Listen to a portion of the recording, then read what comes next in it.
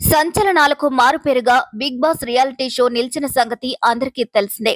కొంతమంది సెలబ్రిటీలను ఒక హౌస్ లో 100 రోజుల పాటు ఉంచి వారితో రకరకాల ఆటలు ఆడిస్తూ వారిలోని ఎమోషన్స్ ను బయటకు తీసుకురావడమే ఈ షో యొక్క ముఖ్య ఉద్దేశం. తొలుత హిందీలో మొదలైన ఈ రియాలిటీ షో తర్వాత తమిళం, తెలుగు, కన్నడ, మలయాళ భాషలో కూడా ప్రారంభమైంది.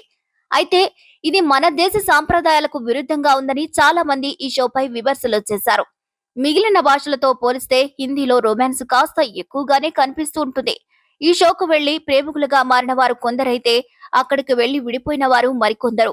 ఇక బిగ్ బాస్ షోలో ప్రెగ్నెన్సీ టెస్టులు కూడా నిర్వహించారనే వార్త అప్పట్లో పెను సంచలనమే సృష్టించింది. బిగ్ బాస్ హౌస్ లో శృంగారంపై అనేక పుకార్లు ప్రచారంలో ఉన్నాయి. 100 రోజుల పాటు తమ ఫీలింగ్స్ ను ఎలా కంట్రోల్ చేసుకుంటారనే నెటిజన్ల ప్రశ్న. ఇక ఇదిలా ఉంటే తాజాగా ఈ షోపై హీరోయిన్ తనుశ్రీ దత్తా సంచలన కామెంట్స్ చేశారు.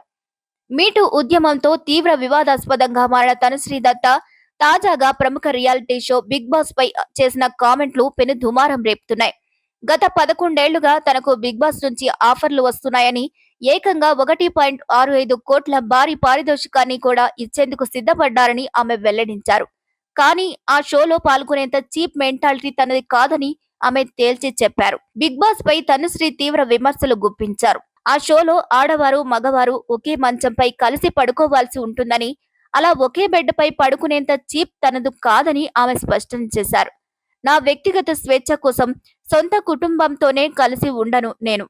పరాయి వ్యక్తులతో ఒకే బెడ్ పై గొడవలు పడుతూ ఎలా ఉంటాను అని ఆమె ప్రశ్నించారు.